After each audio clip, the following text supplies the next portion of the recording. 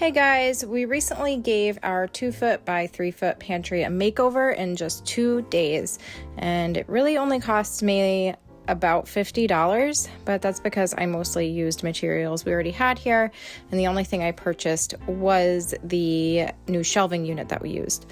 So we have a very small house and a kitchen that is very, very small. It's a galley kitchen, and it doesn't have an actual pantry attached to it.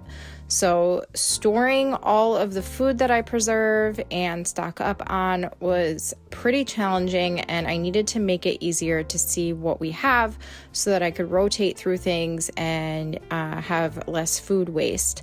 I used to store everything in our basement and had it all organized on nice big shelves.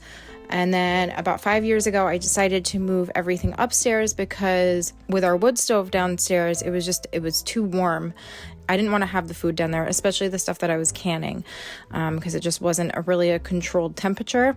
So by having it upstairs, and in that closet that I have it in, it's definitely doesn't get too hot, doesn't get too cold, doesn't get direct sunlight. It's kind of like in the middle of the house. So it was a really good spot to put everything. It was just a regular hall closet that I transitioned into a pantry and partial closet, so I would still hang some coats in there. But at this point, I don't need it for coats anymore. I just need a more organized space for storing all of our food. The first thing I did was remove all of the things out of the closet. I had it stacked up everywhere. I used boxes to store the canned items, and I put other things in grocery bags. It was just a mess for a couple of days until I got the pantry closet all redone.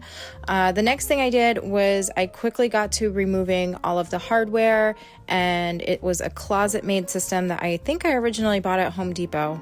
I'll be reusing this shelving unit though somewhere else. We have this little cutout near the kitchen, and it will fit perfectly in that space. I already filled in all the holes on the side, and I'm gonna be sanding it down, painting it, and making it fill that space, and that will give me a good spot to store things like flour and sugar.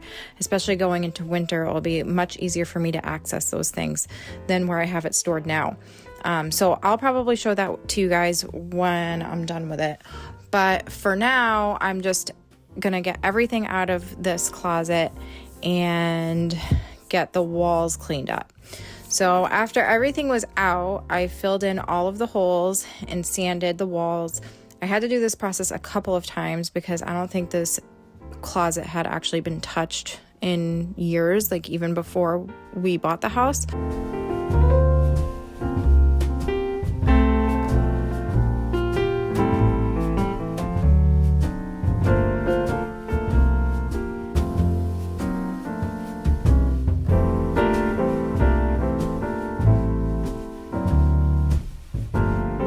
I also cleaned up the floors really good. There were some rust stains from some of those number 10 cans that were stored down there, and then we had a water leak from a gallon of water that we had stored under there, and it had leaked. So there was some rust stains. I got that all cleaned up, got the floor cleaned, and once that was dried, I did end up putting newspaper down just to protect the floors while I painted.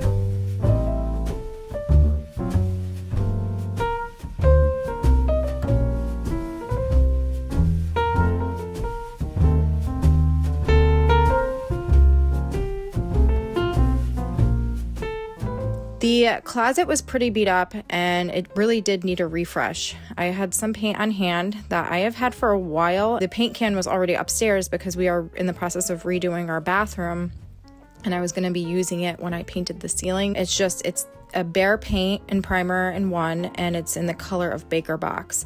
It's like a cooler white color. I really like it. It's a little bit more interesting than just a stark white paint, and it's a little bit cooler. I think it's pretty. I had to do a couple of coats of paint though. I covered all of the walls and the ceiling. I did not add baseboard trim, however. The shelving unit would be right up against the wall and the trim would mess up the measurements of that. And I really need to maximize the entire space as much as possible. So I didn't add baseboard trim. I thought about adding maybe like a little bit of quarter round at the bottom, but I don't know yet. I have to check and see if I could even fit that in at this point. I don't think so, but I really just wanted to maximize as much of the space as possible.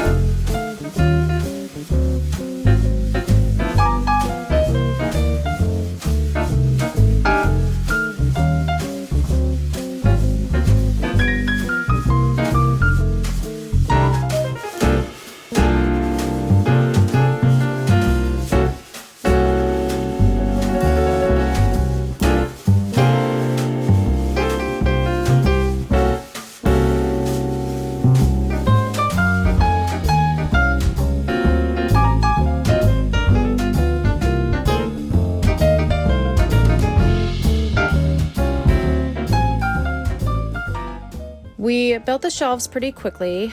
So the shelving unit that I got was off of Amazon, and I will have it linked in the description. I found one that had a 2,000 pound weight capacity, and the dimensions fit that space perfectly. So it really takes up the entire width of the closet. And we did have to build it inside the closet because once it was built, we weren't going to be able to finagle it into the closet without scraping up the walls. So we did have to build it inside the closet.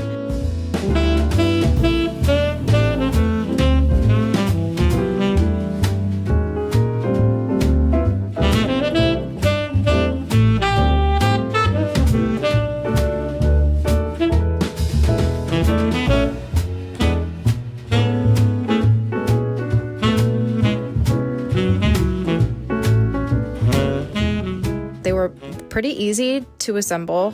The only thing I wish was that it had more shelves. There's a lot of airspace in between the shelves, and I feel like I'm not really utilizing all the space that's available. So I do want to figure out how I can maybe add more shelves at some point without exceeding the weight capacity. So I have to kind of think about that a little bit. But for now, I did measure the jars and the stacking heights before I put the shelves in, but it didn't really matter too much. I wanted to make sure I was getting an even gap in between. Ideally, for the canning jars, I would have individual shelves for each jar, but for now, I will just use the pantry organizers that I have in there, and that allows me to actually stack up a little bit more on each level. We'll see how that works for now. I'm probably going to add on to it later and figure out a more organized way of doing it. But I really just wanted to get everything back in the closet.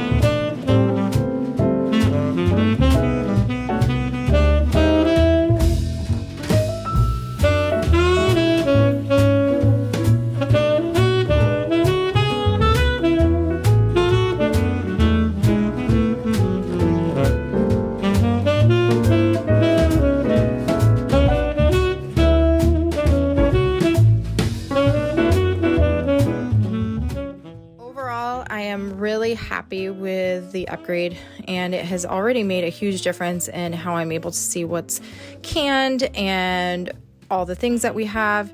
It makes it easier to rotate and organize through our food storage and easier for meal planning. And let me know in the comments how you store your home canned items and if you have any tips or tricks or things like that. Thank you so much for watching, and we will see you next time. Bye!